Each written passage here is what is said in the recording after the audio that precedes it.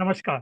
आज के हम दूसरे टॉपिक की ओर हम आगे बढ़ रहे हैं कि हम क्या जानने वाले हैं। The map is not the territory. इस पर हम आज चर्चा करने वाले हैं और आगे बढ़ेंगे। हमने कल जरूर सीखा था कि एनएलपी की सबसे मौलिक मान्यता हमारा मैप नहीं होता, ये परिचय किया था। आज हम शक्तिशाली विचार से में एक गहरा गोता लगाने वाले हैं। यहाँ उजागर करेंगे कि हमारा दिमाग बाहरी दुनिया की अनंत जानकारियों को कैसे फिल्टर करके हमारी व्यक्तिगत अनूठी वास्तविकता बनाता है, जैसे हम बोलते हैं मेंटल मैप। तो इसे हम समझते हैं कैसे फिल्ट्रेशन करता है। ये सब बातें हम अब समझने वाले हैं। The unique window of the world, दुनिया की अनूठी खिड़की। विजुलाइज कीजिए कि आपके तीन दोस्त एक ही बगीचे में खड़े हैं। बाद में जब आपसे बगीचे का वर्णन करने के लिए कहा जाता है, तो आप शायद खिले हुए रंग बिरंगे फूलों के बारे में बात करेंगे। आपका एक दोस्त जो एक संगीतकार है, शायद चहचहाती चिड़ियों की मधुर धुन पर ध्यान केंद्रित करेगा। आपका दोस्त तीसरा दोस्त जो एक किसान है, शायद मिट्टी की नमी और वातावरण में ताजगी की बात। तो बगीचा तो एक ही था, यानी टेरिटरी, इलाका तो एक ही था, लेकिन आप तीनों का अनुभव, वास्तविकता, आपका मैप पूरी तरह से अलग। क्यों? क्योंकि हम दुनिया को सीधे अनुभव नहीं करते। हम इसे अपनी इंद्रियों, विश्वासों और अनुभवों की अनूठी तरीके से देखते हैं। आज हम इसी विंडो के शीशे की जांच करने जा रहे हैं। या किन चीजों से बनी है, हमारी दुनिया को कैसे आकार देती है। मैं एक और बात करूं। जब आप तीन लोग शादी में जाते हैं, एक पति, पत्नी और एक छोटा 10-12 साल का बच्चा, तो पत्नी वहां देखती है कि कैसी साड़ी पहनी है इनने, कैसे गहने पहने हैं।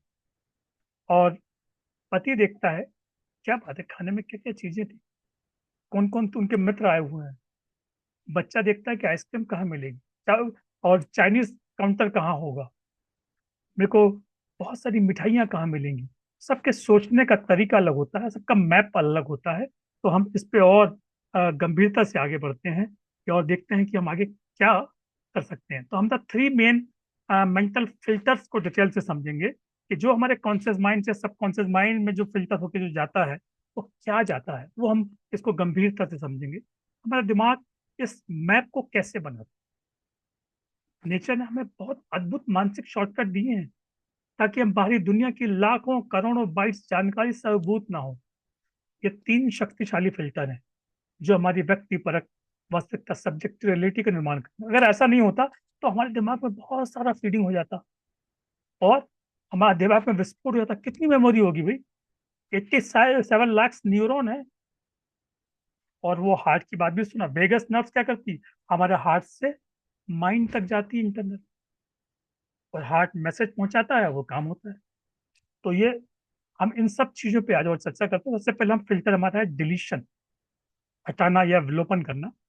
यह हमारे दिमाग की वह प्रक्रिया है जिसमें हम चयनात्मक रूप से कुछ जानकारी पर ध्यान देते हैं, बाकी सबको नजरअंदाज कर देते हैं।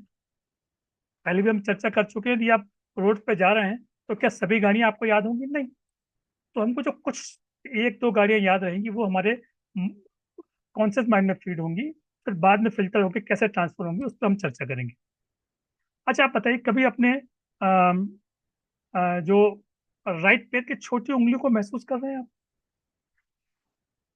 आपके राइट पैर की छोटी उंगली को महसूस कीजिए।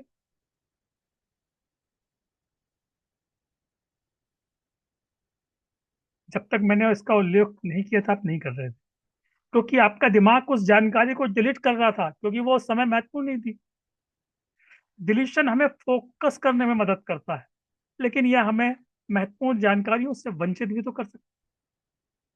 जब कोई व्यक्ति कहता है कि मेरी सराहना नहीं करता, कोई मेरी प्रशंसा नहीं करता, मुझे सम्मान नहीं देता, तो यह वह उन सभी समस्याओं को डिलीट कर रहा है जब उसकी सराहना की गई। अब एक और बात आती है डिस्टॉर्शन, विरूपण करना या विकृत करना हिंदी में कहते हैं। यह वह प्रक्रिया है जिसमें हम जानकारी को लेते हैं और उसे पिछले अनुभव, विश्वासों, कल्पना के आधार पर बदल देते हैं। आपके बॉस आपको एक रचनात्मक फीडबैक देते हैं, इस रिपोर्ट को और अधिक विस्तृत बनाया जाए। एक व्यक्ति इसे मदद के रूप में देखता है, जबकि दूसरा व्यक्ति इसे अपनी काबिलियत पे हमले के रूप में डिस्टॉर्ट कर सकता है और सोच सकता है, मेरा बॉस सोचता है कि मैं काम ठीक से नहीं करता।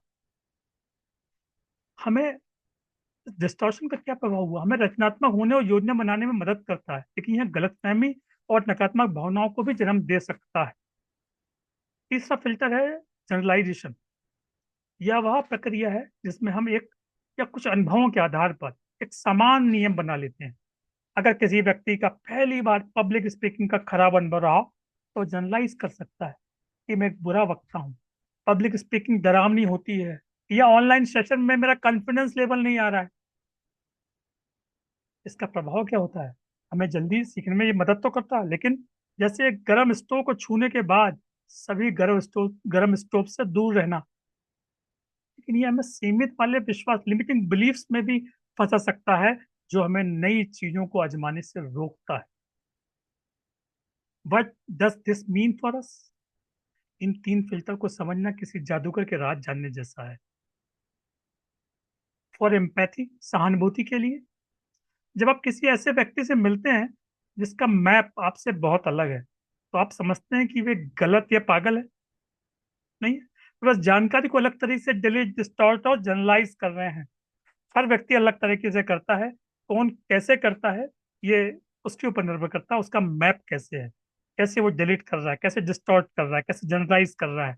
ये हर व्यक्ति का अपना अपना अलग मैप। व्यक्तित्व विकास के लिए, फॉर पर्सनल ग्रोथ ग्रोथ आप अपने खुद के फिल्टर के प्रति जागरूक हो सकते हैं। आप खुद से पूछ सकते हैं, इस स्थिति में क्या मैं जानकारी डिलीट कर रहा हूँ? क्या स्थिति को किसी नकारात्मक तरीके से डिस्टॉर्ट कर रहा हूँ? क्या मैं किसी पुराने अनुभव के आधार पर जनरलाइज कर रहा हूँ? विजुलाइज कीजिए, अगली बार आप जब किसी बहस या असहमति में हो, तो आप एक कदम पीछे हटकर सोच पाए, ठीक है, क्या मेरे मैप और उसके मैप के बीच का टकराव है? चलो उनके मैप को समझने की कोशिश करते हैं। यह समझ अकेले ही आपके रिश्तों में क्रांति ला सकती है। सबकी सोचने का तरीका अलग होता है, हमारे सोचने का तरीका अलग है, और यही विवाद और एक दूसरे की समझ को बढ़ाने का एक माध्यम है। कैसे हम समझ सकते हैं कि दूसरी तरीके से सोच रहा है, हम दूसरी तरीके से सोच रहे हैं, तो ये सोच कर जानकर हम बहुत चीजें लाइफ में परिवर्तन अपनी और अपने क्लाइंट की ला सकते हैं। आपका जो मैप है आपकी सच्चाई है, लेकिन परम सत्य नहीं है। यह संपादन, एडिशन एडिशन इसमें भी हो सकता है। एनएलपी का एक बड़ा हिस्सा आपको अपने मैप का वास्तुकार बनाना है। जब आप अपने फिल्टर के प्रति जागरूक हो जाते हैं, तब आप उन्हें चुनना शुरू कर सकते हैं। आप यह चुन सकते हैं कि किस जानकारी पर ध्यान देना है, घटनाओं को कैसे अर्थ देना है, और कौन से विश्वास आपको सशक्त बनाते हैं। जब हम समझ गए हैं कि हमारा मैप कैसे बनता है, तब हम इसके विभिन्न घटकों, जैसे कि हमारी सोचने की शैलियों और गहराई से जानने के लिए हम तैयार हैं। और ये आज का दूसरा पार्ट को हम